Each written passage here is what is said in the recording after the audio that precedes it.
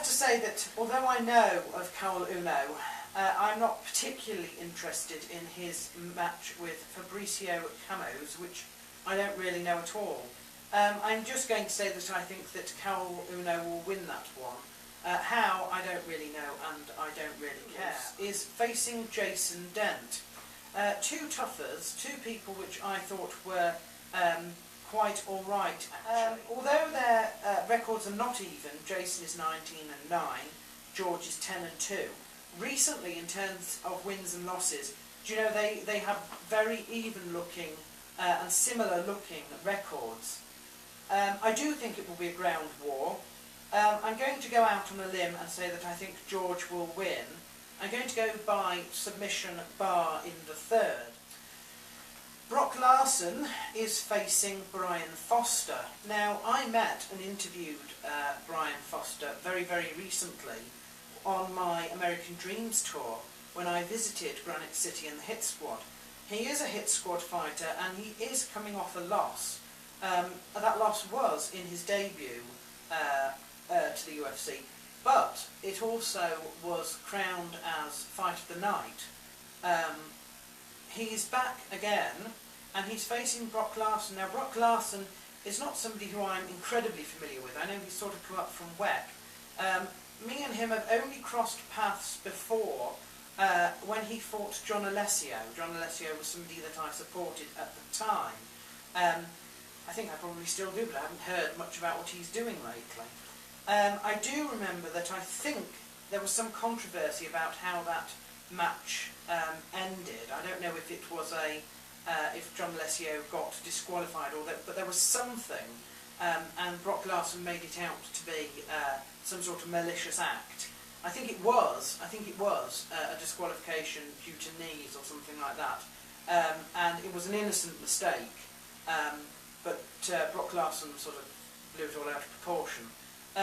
So I'd just be wary of that. I'm going to go for Brian Foster. I'm going to say he'll win by decision on that one. Kendall Grove, fighting out of Team Punishment with a record of 10-6, is fighting Jake Rosholt. He's got a record of 6-1. His wins are by TKO, his losses are by submission. Strangely enough, Kendall Grove is exactly the opposite. Wins by submission and loses by TKO.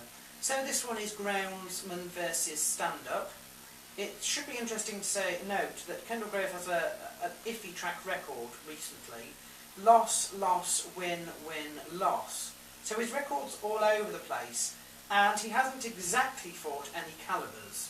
Not really, depends on how you define it. Rosholt might win this one. I think people might consider that a little bit of an upset, but I think he might. I'm going to go for him by TKO in the third, with that one. Paulo Tiago, 11-1, is facing Jacob Volkman. Now, Volkman is a submission artist with a record of 9, perfect record of 9, but he has faced no calibers and this is his debut. He's going up against somebody who is an up-and-comer, a real up-and-comer, 11-1, another submission artist. He's never, in fact, been finished. He is coming off a loss, but it's to John Fitch, and he wins over the likes of Josh Koscheck. Clearly, Volkman is supposed to be a can here. You know, he's supposed to not be able to submit somebody who's never been submitted, and that's his speciality. And he's supposed to, you know, be crushed on his debut. Do you know, I think he probably will be. I'm going to go for submission. I'll go for choke in the third. Marcus Davis is finally going up against somebody who isn't English, I think. Ben Saunders, fighting out of American Top Team with a record of 7-1. He is coming off a loss by TKO to Mike Swick. And Marcus Davis, with a record of 16-5, wins often by TKO. But his record is loss, win, win, loss. So he's coming off a loss as well. But look at the people that he has fought. Melvin Guillard, Thiago Alves, Mike Swick, Dan Hardy. Okay, he's lost to them, but look at the likes of them. And Ben Saunders hasn't. I'm going to go and say that I think that, unfortunately, it will probably be TKO'd again. I'm going to go for TKO in the third there. Caro Parisian, someone who I don't particularly support, is going up against Dustin Hazlett. Hazlett 12-4. He's got 9 submission wins, loses usually by TKO. He is an associate of George Gergel. He's on a 2-fight win streak, but this is his first fight this year. Caro Parisian is 18-5. His wins are usually by submission or decision, but his past record is win, loss, no contest.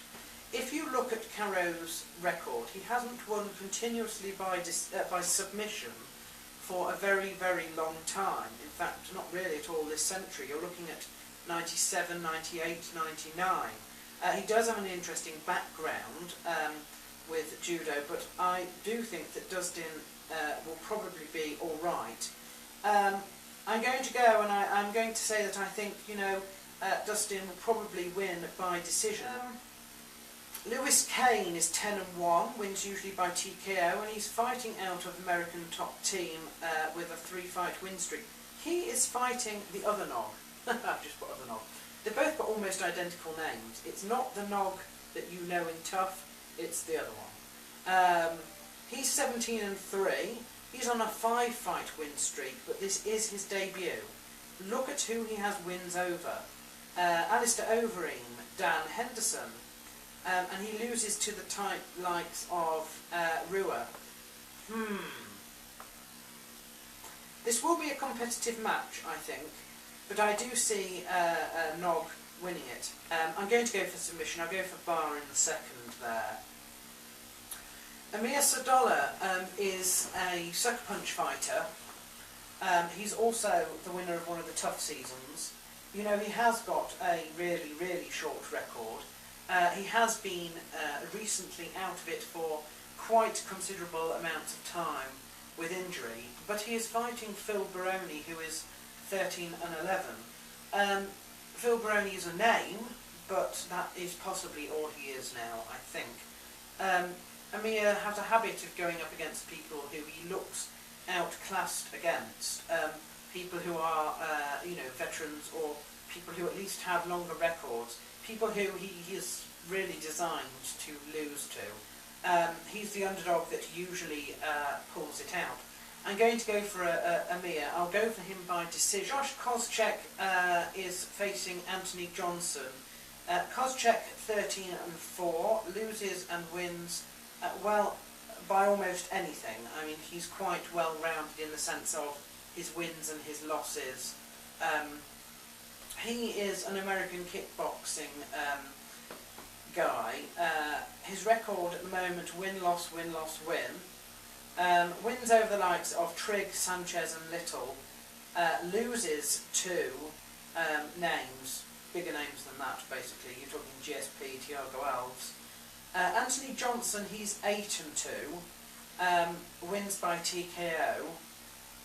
He's on a 3-fight win streak. He has made a name for himself with being quite explosive and exciting, but he hasn't got that much experience. He hasn't faced that many calibers. I think Josh Koscheck will win this one. I think if he keeps it cool, his experience will take him through this one.